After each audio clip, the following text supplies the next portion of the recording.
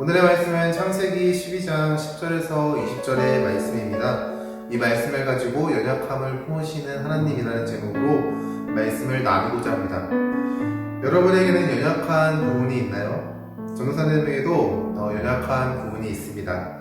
예를 들면 배고픔을 잘 못 참는다든가 아니면은 잠을 좀 잘 못 이긴다든가 그런 것들이 있겠죠. 이러한 연약함은 때로는 우리를 너무 무너지게 하는 그러한 작은 부분으로 다가올 때가 있습니다. 생존에 관한 연약함이 아닌 하나님과 나 사이의 연약함도 그러한 것이죠. 하나님께서 하지 말라고 하신 부분, 믿고 의지하라고 명하신 부분에서 우리는 그것을 지키지 못하는 스스로의 연약함을 바라볼 때도 있습니다. 하나님 앞에 온전하게 서지 못하는 수치와 부끄러움이 되어 그것들이 우리를 무너지게 하는 것이죠.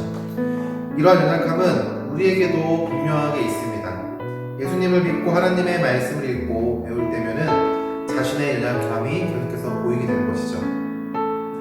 오늘 이스라엘의 민족의 아버지라고 일컬음받는 아브라함에게도 이러한 연약함이 있었습니다. 오늘 말씀의 구절이 그러한 연약함을 나타내고 있는데, 말씀의 앞부분에 보면은 아브라함이 하나님의 말씀에 그 말씀을 믿고 순종함으로 하나님께서 보여주신 그 땅으로 걸어 나아갔다라고 지난 시간에 배웠습니다. 하나님께서 허락하신 약속을 붙들고 나아갔던 것이죠. 보이지 않는 그 상황 가운데서도 하나님을 향한 그 믿음으로 그가 나아갔습니다. 그 나아갈 때 자신의 아버지와 그리고 친척과 고향을 떠나서 그가 나섰던 것입니다.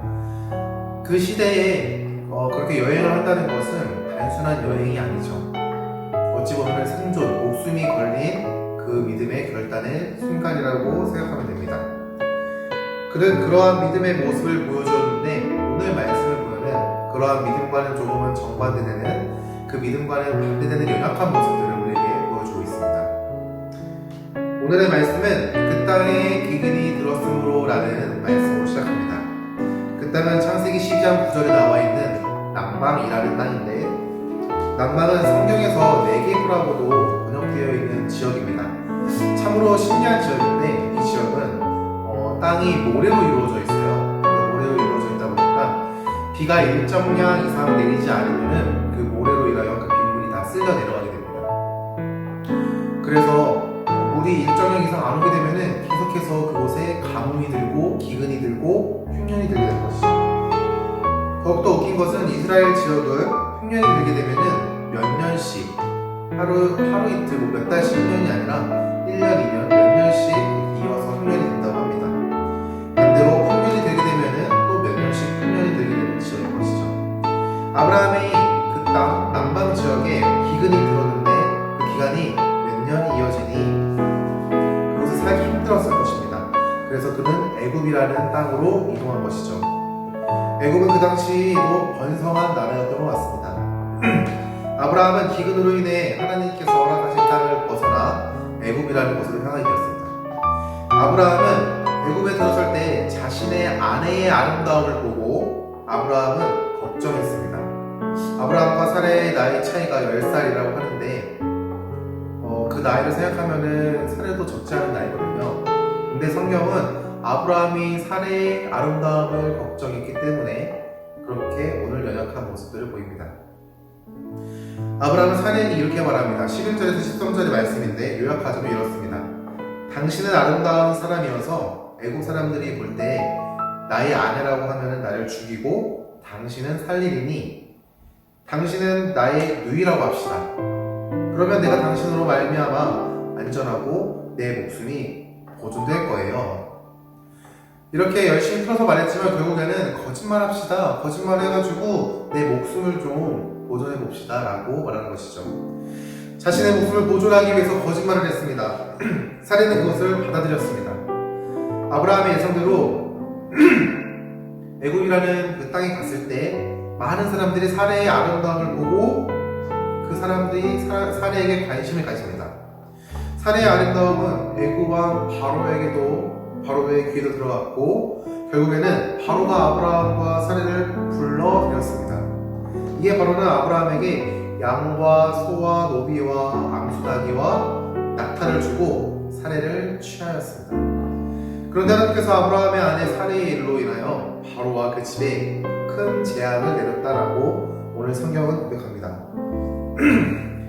이에 바로가 아브라함을 불러 이러한 상황을 설명하지 않은 것에 대해서 책망하고 아브라함의 아내 사레를 돌려주며 모든 재산을 가지고 이 애굽 땅에서 나아가라고 그렇게 명령하는 것이죠.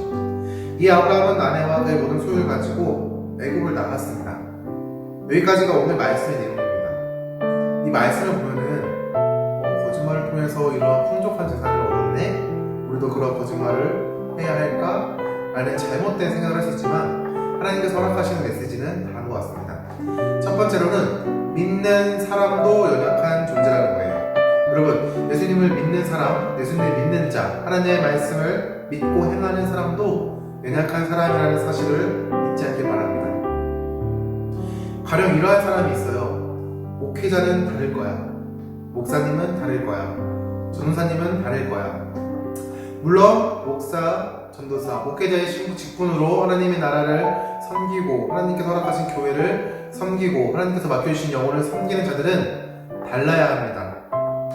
그러나 목회자가 사는 사람과 다른 뭔가의 영적인 영성한 풍성함이 있다라고 그렇게 믿어서는 안 돼요. 그 사람조차도 연약한 존재라는 것이죠. 매일매일 하나님의 도우심과 하나님을 향한 간구하심이 없으면은 그 사람도 넘어지기 쉬운 사람이라는 것이에요. 그들의 삶이 하나님의 거룩함을 드러내고 하나님의 영광을 드러내기 힘쓰기에도 부족하다는 것이죠. 또 이런 사람이 있어요. 장로님, 권사님은 좀 다를 거야. 이렇게 말하는 사람이 있어요. 아니면은 저분은 신앙생활을 몇 년 했으니까 좀 다를 거야 라고 생각하시는 분들이 있어요. 물론 달라야 합니다. 목회자와 같이 달라야 합니다. 하나님의 나라와 하나님의 말씀 가운데 믿는 자로서 다름을 그들의 삶 가운데 보여줘야 하는 것이죠. 그러나 그것이 완전함을 보여준다라고 생각하면 됩니다. 그것을 온전하게 이루지 못한다고 하여 우리가 그들을 책망할 이유가 없다는 것이죠. 여러분, 믿는 자도 연약한 사람이라는 것을 잊지 않길 바랍니다. 완벽한 사람이 아니에요. 정서적으로나 관계적으로나 영적으로나 모든 부분에서 연약한 존재입니다. 가령 바울조차도 그랬습니다. 사도행전의 말씀을 보면은 사도 바울은 바나바와 마가와 실라와 함께 이 네 명이서 1차 전도 여행을 떠났습니다. 전도 여행 중에 마가가 여행이 너무 힘든 거예요. 전도하니까 사람들이 너무 힘든 거예요. 그래서 중간에 전도 여행을 마치지 못하고 다시 자신이 있었던 그 도시로 돌아가게 되었습니다. 2차 전도 여행 시 이러한 마가의 모습, 1차 여행 때 중간에 도망치는 그런 마가의 모습을 보고 사도 바울은 저자와 함께 할 수 없다 라고 말하면서 바나바와 다툼이 이루어지게 됩니다. 그런 다툼으로 인해서 결국에는 바나바는 마가와 함께 2차 전도 여행을 떠나고 바울은 실라와 함께 2차 전도 여행을 떠났던 것이죠. 그런데 디모데후서 4장 11절의 말씀을 보면은 이렇게 표현합니다. 마가도 데리고 오라. 그가 나의 일에 유익하니라. 이렇게 서신서를 통해서 마가가 필요함을 그렇게 부탁하는 것이죠. 자신의 판단이 틀렸음을 이야기하는 것입니다. 여러분, 믿는 사람, 더 나아가서 신앙의 연수가 오래된 사람도 연약한 사람이라는 것을 기억하기 바랍니다. 그들의 신앙의 단단함, 믿음의 성숙함은 위기 가운데 드러나기 때문인 것이죠. 믿는 사람들의 연약함을 잊지 않길 바랍니다. 그들이 목사이라고, 그들이 전도사라고, 그들이 교사라고, 장로와 권사라는 직분을 가졌다고 하여도 그 사람이 연약한 존재라는 그것을 잊지 않길 바랍니다. 우리가 그들을 향하여 그 신앙을 맹신할 때 우리는 그들의 연약함을 보고 실망하는 거예요. 상처입게 되는 거예요. 왜 상처를 입습니까? 믿는 자들에 대한 기대가 있기 때문이에요. 우리는 사람에게 기대하지 않아요. 그 사람을 통하여 역사하시는 우리 주 예수님을 바라보고 그 사람과 함께 힘써 나아가는 것이죠. 우리는 성도에게 기대를 갖는 자가 아닙니다. 예수 그리스도를 기대하는 자인 것이죠. 우리가 한 분만을 바라볼 수 있게 소망합니다. 그렇게 바라볼 수 있는 이유가 무엇입니까? 그분은 변하지 않으시고 완전하시며 우리의 악한 것을 아시는 분이기 때문에 그런 것입니다. 여러분 다시 한번 말씀드리겠습니다. 믿는 자의 연약함을 잊지 마십시오. 그들의 신앙의 모습을 존경할 만하나 굳건한 진리가 아님을 잊지 마십시오. 그들도 언제나 흔들릴 수 있는, 무너질 수 있는 연약한 존재입니다. 그들을 향하여 우리가 대처해야 하는 자세는 그들을 맹신하고 그들에게 기대를 하는 것이 아니라 그들에게 우리가 사람으로서 품고 사람으로서 하나로 연합되기 위하여 힘써 나아가는 것이 우리의 자세입니다. 서로의 연약함을 품을 수 있기를 소망합니다. 두 번째로는 하나님께서 연약함을 사용하신다는 사실이에요.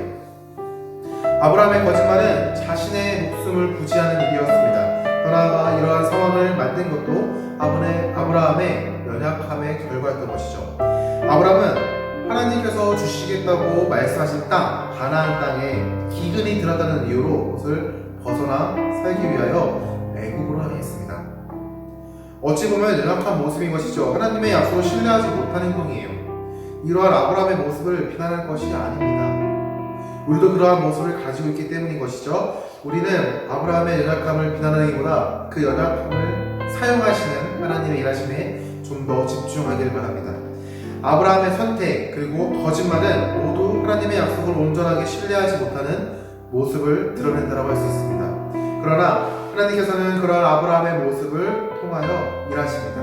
그 모습을 사용하신 것이죠. 애굽에 들어간 상황, 거짓말을 생각하게 하는 상황, 바로 앞에서 거짓말을 행하는 상황 등 모든 것을 하나님께서 사용하시기 위해 기다리셨습니다.